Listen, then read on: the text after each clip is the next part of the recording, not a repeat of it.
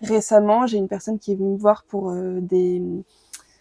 on va dire un tableau clinique, douleurs musculaires, douleurs articulaires, migraines, etc. Donc typique de, voilà, quand j'entends ça, je pense à plutôt au borréliose ou voilà, quelque chose d'infectieux. Je fais la première séance, sachant que ce n'est pas suffisant et qu'on ne fait pas de miracle en une seule séance non plus. Et la personne, en sortant, me dit, ça y est, je sens que je peux déjà mieux bouger que avant la séance. Donc c'était déjà très encourageant et ça m'a aussi impressionné par l'efficacité, même si le chemin reste long pour cette personne qui a des problèmes de santé depuis plusieurs années.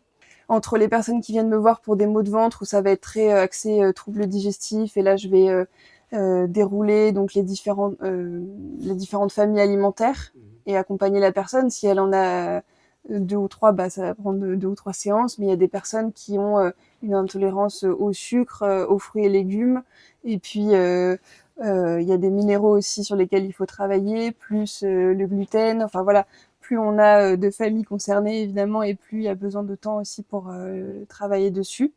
Et en parallèle, je peux aussi travailler sur l'infectieux par la même occasion. Donc c'est des séances très complètes où on essaye de faire le plus possible, mais aussi optimiser. C'est-à-dire que quand on cherche à faire trop vite, ce que je constate, c'est que le corps, au bout d'un moment, c'est trop, quoi. D'ailleurs, on pose toujours la question au corps de ce qui est pertinent de faire et de où s'arrêter pour que l'assimilation se fasse comme il faut aussi. Donc, j'ai des consultants qui veulent parfois aller plus vite et je les comprends.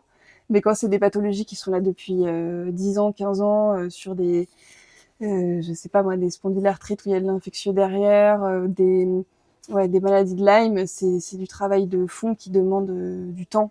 Et on travaille avec le vivant et voilà, et chacun réagit en plus différemment. Donc c'est difficile de dire un nombre de séances précis, mais après la première séance, on peut dire déjà avoir un ordre d'idée voilà, de ce qui peut être fait et en combien de temps à peu près, si ça va être 3-4 séances ou si là, il y a un fond, un tableau clinique qui demande un travail beaucoup plus régulier sur plusieurs mois.